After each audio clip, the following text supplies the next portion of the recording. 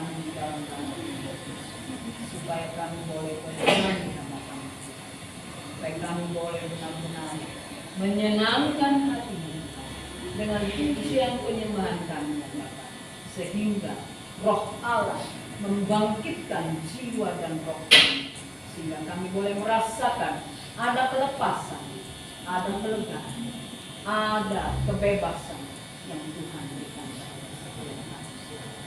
Saat ini Tuhan, kami mau mendengarkan firman-Mu. Mari ya Bapa, firman bagi hamba-Mu Tuhan, kuasai hamba-Mu Tuhan, sembunyikan hamba-Mu Yesus, bukan lagi hamba yang nampak, tetapi Engkaulah yang kemuliaan memenuhi setiap kami. Otoritas yang Engkau berikan kepada kami. Urapan Tuhan, di dalam nama Tuhan Yesus. Syukur, haleluya. Yang percaya kata. Amin. Tuhan. Shalom.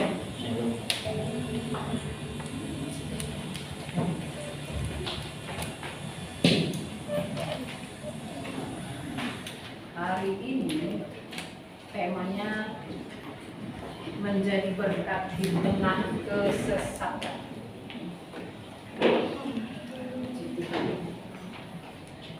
Saya minta yang di belakang tolong duduk ke depan ya. Jadi nggak kosong yang di depan, penuh yang di belakang. Di depan aja, di depan. Mungkin Ibu Tresia bisa maju.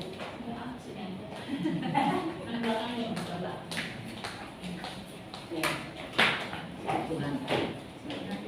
Saya bersyukur dan berterima kasih karena Tuhan begitu baik buat kita. Beberapa hari yang lalu saya mendengarkan firman Tuhan dari beberapa hamba Tuhan di YouTube. Ya. Dan hamba-hamba Tuhan itu bukan hamba-hamba Tuhan, kalau boleh dibilang bukan orang yang terkenal. Saya lebih senang mendengarkan seorang hamba Tuhan yang memberikan firman sebagai pendoa.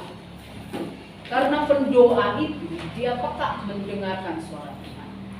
Dia dikasih tahu Tuhan lebih dulu daripada kita.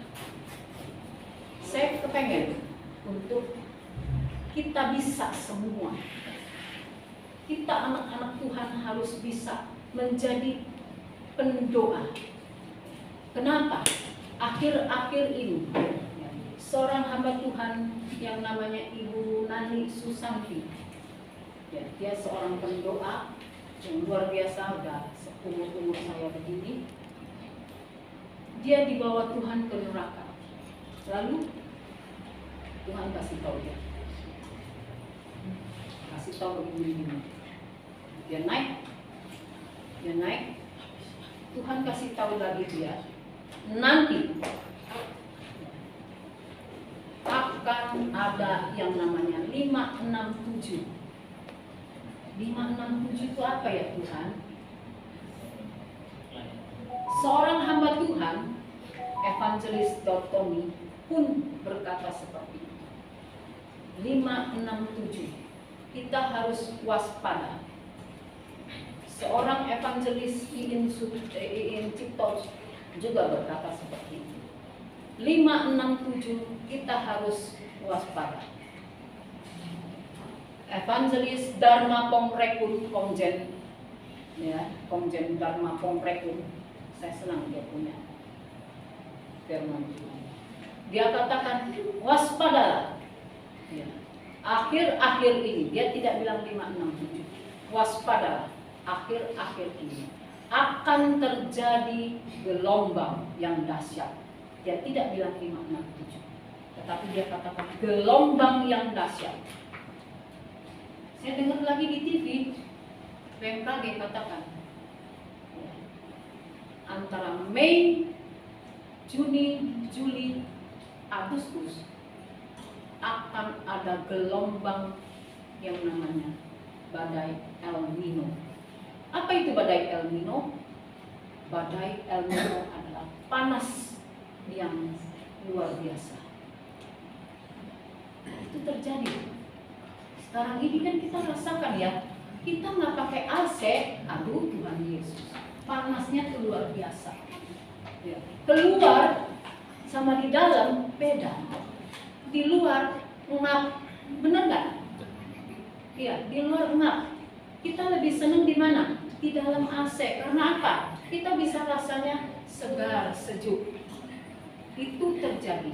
Tuhan juga katakan kepada Iman itu 567 harus waspada, harus hati-hati. Ada apa Tuhan? Nanti saya akan kasih tahu. Di persekutuan wanita, dia bilang, ya mungkin juga ya Bapak J, benar kita tahun ini di Tangerang Ibu Pendeta ya, yang jadi apa? Ketua BPD. Ketua BPD Ibu Pendeta. Bu, untung aja bukan anak saya.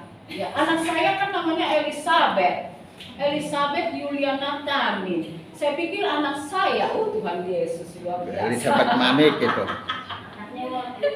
Ternyata Elizabeth orang Manik. Elizabeth Manik. Ya, Boru Manik. Iya, Boru Manik, luar biasa. Artinya apa? Sekarang ini adalah tahun di mana wanita dibangkitkan oleh Tuhan. Woi, luar biasa. Kenapa saya tadi bilang apa? Kita harus bisa menjadi pendoa-pendoa. Wanita menjadi Wonder Woman. Kayak siapa? Deborah, tapi bukan Deborah ini. Deborah yang di dalam firman Tuhan kan ada kan? Deborah yang di dalam firman Tuhan sebagai hakim-hakim kan? Luar biasa loh dia pimpin bangsa Israel. Hebat tuh. Deborah ini juga hebat. Luar biasa. Ampuni dia. Sangat super. Kata Bapak Deborah lagi. Ya. Tapi saya bersyukur sama Tuhan. Saya setiap malam bangun berdoa. Saya nggak berdoa, saya hanya menyembah. Kenapa? Saya menyembah di dalam pujian penyembahan. Di sini temanya apa sih? Menjadi berkat di tengah kesesakan. Kita hanya bisa menjadi penyembah yang benar. Dengan kita menjadi penyembah yang benar, kita akan menjadi berkat di tengah kesesakan. Ada amin. Kita tidak disuruh oleh Tuhan untuk melakukan hal-hal yang lain kalau nggak bisa. Saya punya kakak ipar ya, yang istrinya meninggal 2 tahun yang lalu, Mama Nona. Kakak ipar saya, suaminya dia sakit jantung. Sakit jantungnya mirip-mirip dengan Bapak J. Bapak J, 3 arteri jantung itu memang sudah mulai susah untuk berfungsi. Arteri sebelah kiri itu 100%. Itu sudah tidur.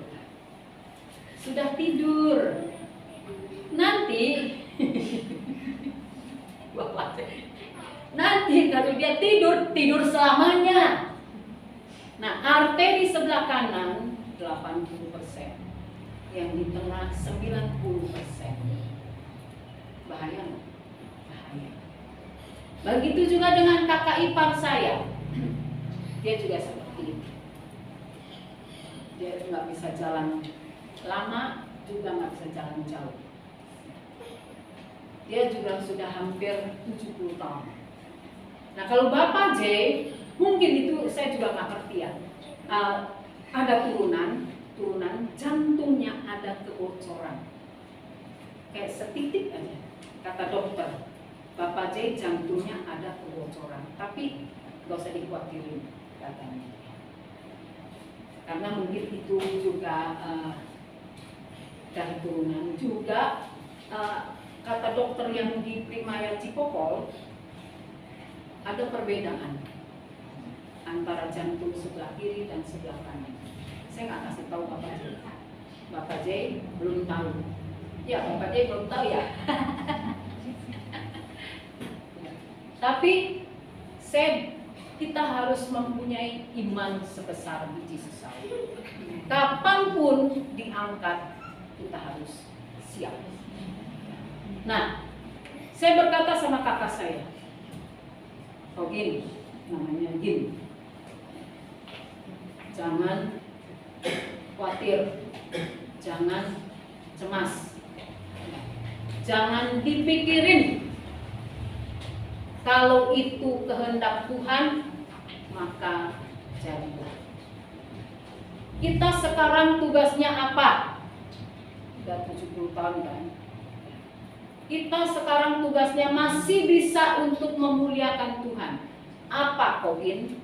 Kemarin ngomong sama Bapak J juga sama saya. Saya bilang, Kogin, kita nggak bisa apa-apa kan?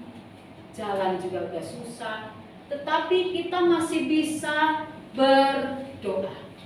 Berdoa, baca firman Tuhan, memuji, menyembah Tuhan. Itu aja. Dengan kita berdoa, membaca firman Tuhan, memuji Tuhan, dan menyembah Tuhan, kuasa Tuhan lebih besar dari segala kuasa yang ada di dunia. Tuhan sanggup mendengar doa kita yang sudah lansia, ya, yang sudah lansia. Kakak ipar saya sudah dibilang lansia, ya. Bapak J juga dibilang lansia, saya juga dibilang lansia. 60 tahun ke atas dibilang lansia. Tapi kita mempunyai satu semangat yang luar biasa dari Tuhan. Semangat untuk kita bisa menyembah Dia di dalam roh dan kebenaran. Amin. Kita tidak bisa apa-apa, tetapi satu hal yang Tuhan kasih kita harus ingat, kita hanya bisa memuji menyembah Tuhan di dalam roh dan kebenaran dan baca firman Tuhan. Bukan saja kita memuji menyembah Tuhan di dalam roh dan kebenaran, tetapi kita tidak baca firman Tuhan, itu tidak benar. Kita harus apa? Bisa baca firman Tuhan setiap hari. Pagi satu pasal kalau bisa, malam satu pasal kalau bisa. Kita harus lakukan itu rutin. Saya selalu berkata kepada anak-anak saya, kita harus membangun mesbah keluarga. Saya masih punya anak kan, anak saya tinggal sama saya. Anak-anak saya nggak mau menikah, jadi saya selalu rangkul mereka. Untuk apa? Mereka berdoa. Cerita yang sekarang ada sama saya rangkul untuk dia. Saya yakin dia tinggal berdua dengan kakaknya, tidak pernah berdoa, tidak pernah membaca firman, tidak juga ke gereja. Ke gerejanya bolong-bolong. Ya, kalau si Willy lagi otaknya lurus, dia bawa adiknya. Kalau otaknya nggak lurus, dia diam aja di rumah.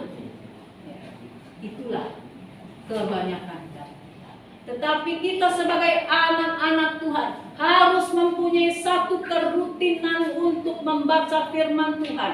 Baik renungan yang saya kasih maupun firman Tuhan yang ada di firman Tuhan. Kita harus apa? Tetap disiplinkan diri kita. Di dalam kesesakan, di dalam keadaan yang susah saat-saat ini. Kita harus tetap berserah kepada Tuhan. Bukan berserah dengan kekuatan kita, tapi kita tidak mau menundukkan diri. Kita harus tundukkan diri. Kita harus mengaku bahwa aku lemah Tuhan. Aku tidak bisa apa-apa Tuhan. Tanpa Engkau Tuhan Yesus. Makanya firman Tuhan di dalam Mazmur 149. Mazmur 147. Mari kita buka Mazmur 147 yang mengatakan kita harus apa? Ayat 7. Mazmur 147 ayat 7. Bernyanyilah bagi Tuhan dengan nyanyian syukur. Bermazmurlah bagi Allah kita dengan kecapi. Bernyanyilah. Kita disuruh bernyanyi. Dengan ucapan syukur. Kita bersyukur kita manusia-manusia yang apa? Normal. Masih bisa bicara. Ya, kita bisa bicara. Jangan kita malas bernyanyi. Kadang-kadang kita malas bernyanyi ya. Malas loh. Ya. Justru kalau kita tidak bernyanyi, roh kita jadi lemah, jiwa kita jadi lemah. Bernyanyilah bagi Tuhan dengan nyanyian syukur. Jadi setiap malam antara jam 10, 11, 12 mesti saya bangun untuk apa? Bernyanyi sama Tuhan. Bernyanyi bersyukur kepada Tuhan. Nanti jam 2:30, jam 3, jam 4 saya bangun kembali lagi memuji Tuhan. Saya tidak berdoa. Berdoa itu beda. Berdoa kita komunikasi dengan Tuhan. Tetapi kalau kita bernyanyi dengan ucapan syukur, kita memuji Tuhan. Kira-kira sama nggak ya? Nggak sama kan? Kita berdoa, kita berkomunikasi dengan Tuhan. Kalau bernyanyi dengan ucapan syukur, artinya apa? Kita memuji Tuhan, menyenangkan hati Tuhan, memuliakan kebesaran nama Tuhan. Kayaknya hampir sama ya, mirip-mirip ya, Betty ya, beda-beda tipis, bukan si Betty lagi, Kavea, beda tipis. Tetapi itu luar biasa beda. Kita memuji Tuhan dalam kesesakan, bisa nggak ya? Dalam kesusahan, bisa nggak ya? Kira-kira bisa nggak ya? Ayo, ngaku. Kira-kira bisa nggak ya? Dalam kesesakan, kesusahan, dalam kegalauan, kira-kira bisa nggak aku menyanyi? Bisa. Yang terbiasa. Kalau yang nggak terbiasa, wah pusing. Oh banyak masalah. Pikirin terus tuh masalahnya tuh sampai otak butek. Tapi kalau kita bernyanyi pada saat kita udah galau, udah sesak, udah setengah mati, aku nggak bisa apa-apa. Terus kita nyanyi, bagaimana rasanya? Ada kelegaan, ada penghiburan. Apanya yang ada kelegaan, apanya yang ada penghiburan? Badannya, hati, jiwa kita yang ada kelegaan, jiwa kita yang ada penghiburan. Hati kita ada kelegaan, hati kita ada penghiburan, hati kita merasakan ada kelepasan yang tadinya melempem. Tentu pikiran kita kan suntuk ya, banyak persoalan, benar nggak? Suntuk kan? Tetapi kita serahkan kepada Tuhan. Di saat aku kesesakan, aku belajar memuji Tuhan. Bernyanyilah Tuhan bagi Tuhan dengan nyanyian syukur. Bermazmurlah bagi Allah kita dengan kencang. Ini bagaimana tuh tadi? Nyanyi itu gimana tuh di lagu ini? Lupa saya. Yang tadi kita nyanyi itu, tinggikan namamu, dirimu mengatasi langit. Pada saat kita menyanyikan lagu ini, ada nggak sukacita? Ngomong kosong, nggak ada sukacita. Pasti ada sukacita. Kalau kita nyanyi dengan hati yang galau, nyanyi dengan hati yang penuh dengan kesesakan, pasti ada siraman Roh Kudus yang tercurahkan kepada kita. Siraman Roh Kudus kita bisa ngerasain nggak? Hah? Bisa ngerasain nggak? Ayo coba jawab. Bisa ngerasain nggak siraman Roh Kudus?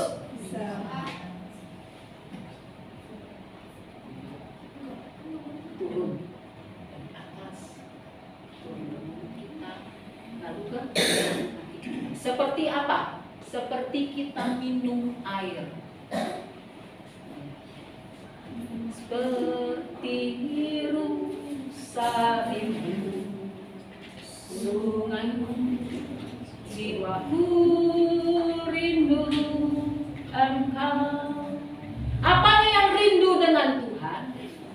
Tentu jiwa. Bukan tubuhnya saja, tetapi jiwa dan roh kita rindu Engkau, Tuhan. Kaulah Tuhan asa hatiku, ku rindu menyembah. Aku rindu Tuhan untuk aku menyembah Engkau di dalam roh dan kebenaran. Aku rindu Tuhan untuk aku disirami dengan kuasa Roh Kudus-Mu Tuhan, supaya pada saat aku dalam kesesakan, aku dilepaskan, dilegakan, dihiburkan oleh Tuhan. Aku merasakan ada damai sejahtera itu turun atas aku Tuhan, sehingga aku boleh merasakan ada kebebasan, ada kelepasan. Dengan kita menyanyi dan bersyukur kepada Tuhan, bermazmur kepada Tuhan, Tuhan tidak tinggalkan kita. Coba deh kita lakukan ini firman. Ya. Bermazmurlah bagi Allah dengan kecapi. Dengan kecapi. Nggak perlu pakai keyboard, nggak perlu pakai gitar. Kalau kita sendiri-sendiri pada saat kita kesesakan, pribadi kita sendiri-sendiri, kita hanya apa? Tepuk tangan. Kecapi ini 10 jari. Kecapi ini 10 jari. Bermazmurlah dengan kecapi, ya. Bermazmurlah bagi Allah dengan kecapi. Kita memuji Tuhan. Ayo bangkit roh jiwaku. Di Mazmur 146 katakan ayat 1. Pujilah Tuhan, hai jiwaku. Aku hendak memuliakan Tuhan selama aku hidup, dan bermazmur bagi Allahku selagi aku ada. Ayo Tuhan,